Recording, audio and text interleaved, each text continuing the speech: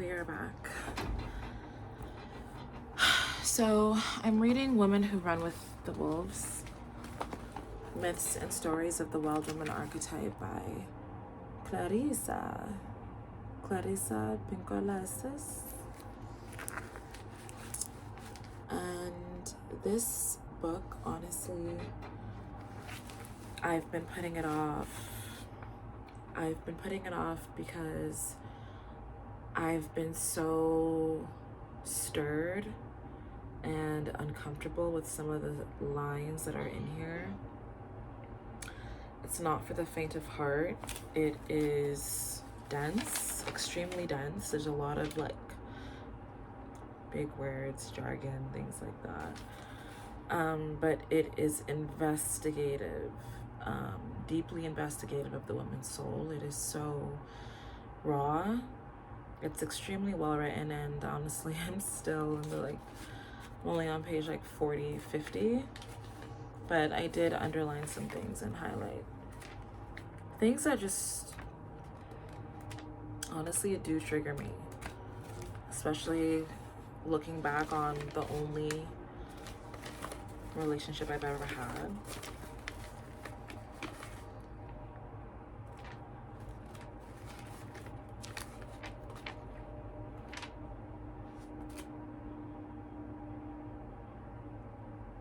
This one even.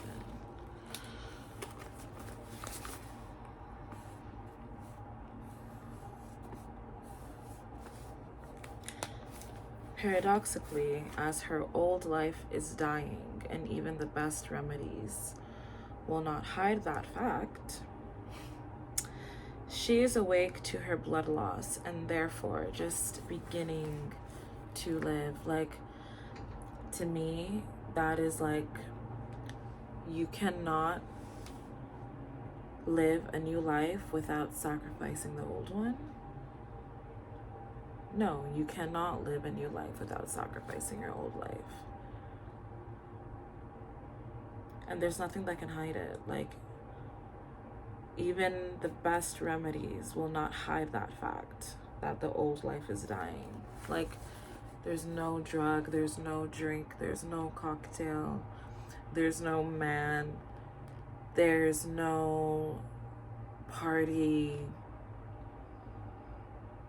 Nothing can hide the fact that your old life is dying. And with that relationship, I genuinely felt like the old me wanted to die so bad. Not in a suicidal sense, but that old life, it felt like I needed to shed it because I was outgrowing it. I was outgrowing him. I was outgrowing the relationship. I didn't feel like it was me anymore.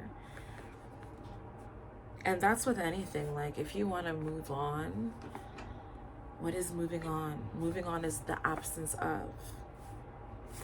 There's no both. Literally, there is no reality where that exists.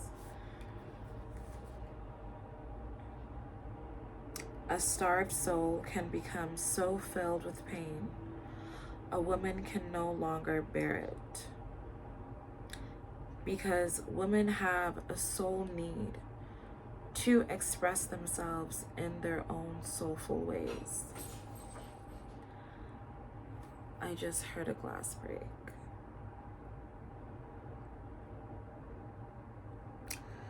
They must develop and blossom in ways that are sensible to them and without molestation from others. And to me, it's I'm at a place where I can no longer bear it, I can't bear not fully living out my truth, my persona, this feeling, this obligation I feel to record it and journal it and document part of it. Albeit, the best people around me get the best. But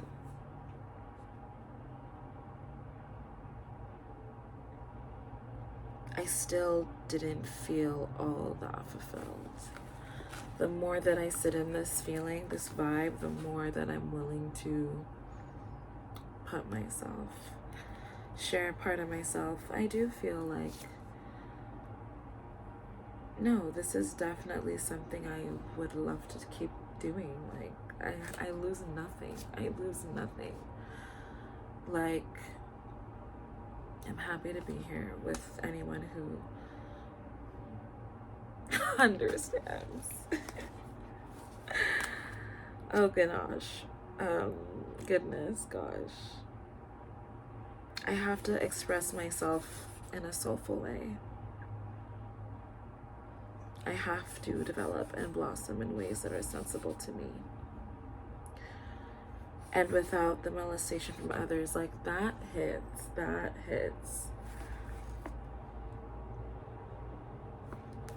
So, yeah, my ex, there was so much beauty, so much love, so much purity, so much presence,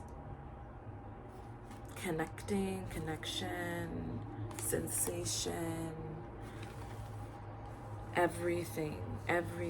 I was pleasured in every way in that relationship. I'm not kidding.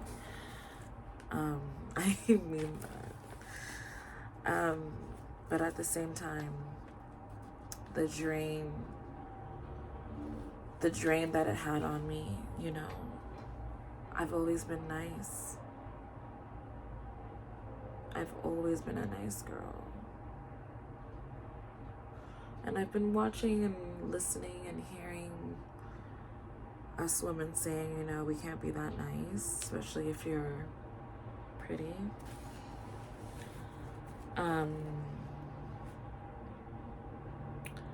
I know I am, but, you know, even that, parading it, it's not really something I think about. It's part of my everyday reality, yes. But I do think about it, and I also am not thinking about it. And when I am thinking about it,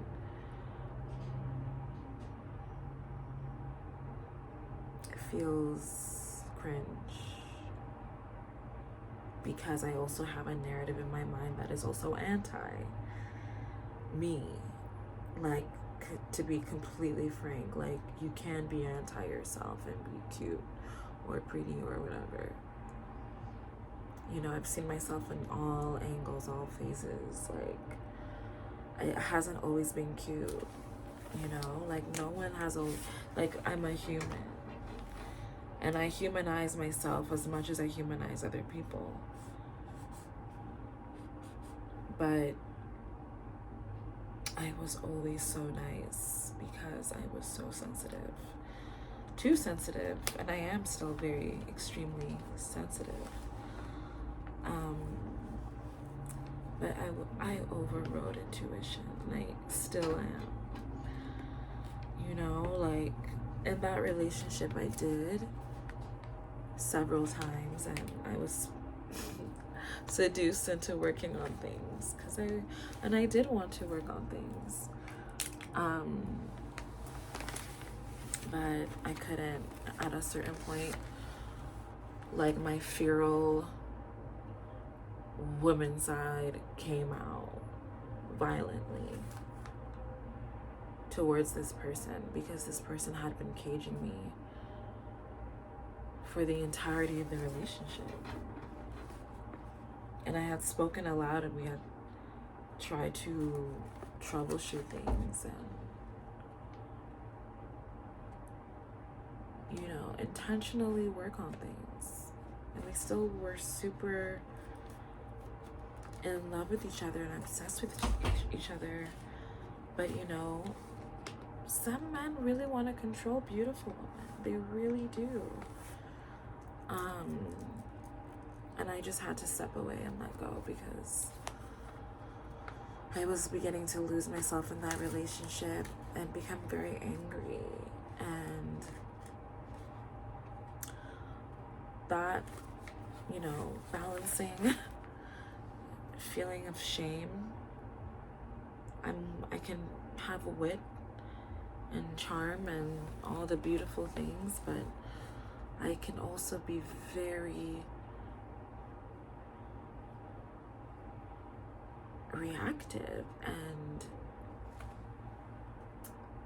like even to my detriment. And that relationship became so toxic and so controlling and reactive, where I felt like I was always reacting because my partner was super insecure and super jealous of me, and jealous of anyone who would look at me, and jealous if I looked back.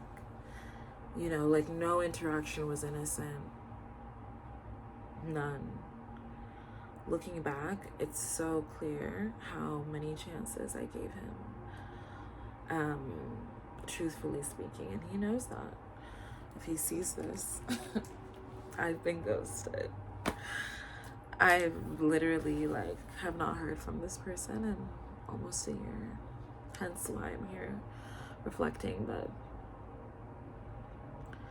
I gave so much of myself to that relationship, and I took so many emotional hits because I was so nice. And I wanted to be nice. I wanted to save this person, from themselves. I wanted to help him change and grow and be the best man he could be. And I was literally dating him for his potential, which is a real problem that we all,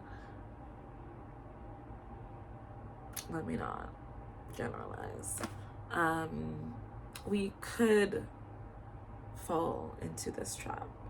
But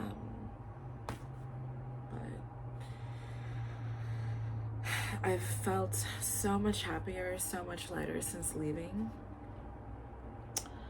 And I am happy to be single. I just want to work on myself, work on my spirit, really just be with my higher self, talking to her, speaking to her, praying to her, asking her why, what now, what do I do now? And constantly just reminding myself that I'm not by myself.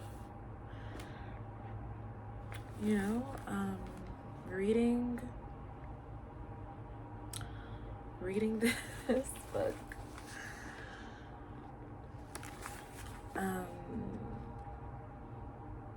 I just don't want to continue making poor choices, saying yes to the wrong people,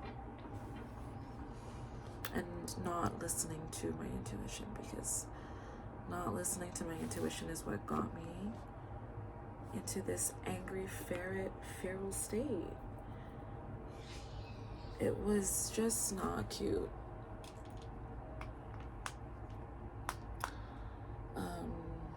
Yeah, so I think here we are, balancing kindness with assertion, objectivity with sensitivity, reflection with presence. There's so much balancing happening.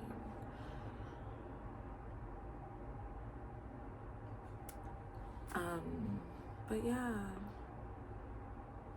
that's my piece, I think. Until next time.